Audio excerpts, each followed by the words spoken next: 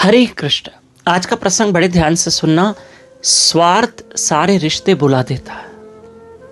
हमारे गुरु महाराज एक प्रसंग बताते हैं कि एक माता थी, वृद्ध थी, उम्र में आयु में बहुत बड़ी थी।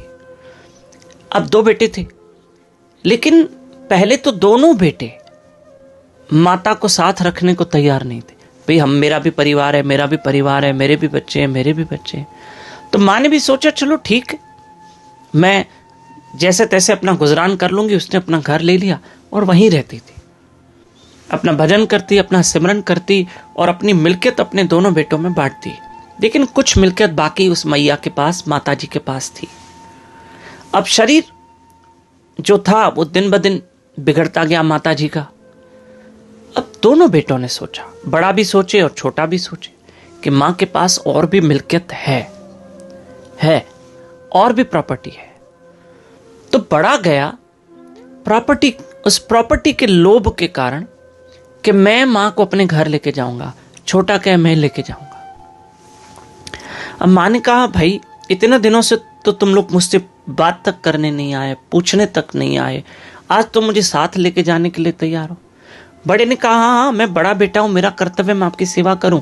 छोटे ने कहा नहीं मैं तो आपका लाडला हूं ना, मेरे घर चलो। वो कहे मेरे घर चलो, वो कहे मेरे घर चलो। अब बड़ा बेटा कहे मेरे घर चलो, छोटा कहे मेरे घर चलो।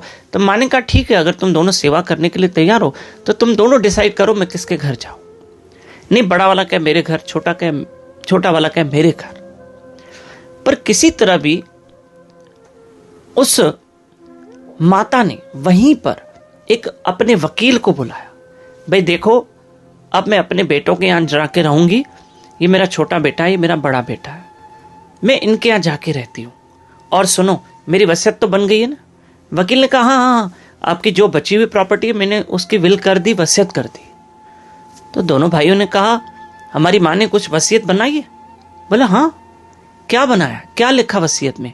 बोला इनके हाथ में भी जो भी प्रॉपर्टी है, घर है, कैश है, जो भी है, उसने सब अनाथ आश्रम और वृद्धा आश्रमों में बांट दी है कि मेरी मृत्यु के बाद सब दान धर्म में लगने वाला है। ये सुन के दोनों बेटों के पैरों से जमीन निकल गई। अब बड़ा वाला छोटे को कहे तू माता को लेके जा, छोटा वाला बड़े को कहे तू मैया की सेवा कर, और वो कहे तू सेवा कर, वो कहे तू सेवा कर। अब कोई सेवा करने को तैयार नहीं है।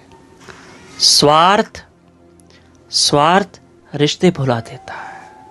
इसलिए ये स्वार्थ अच्छी चीज नहीं है। हरे कृष्ण।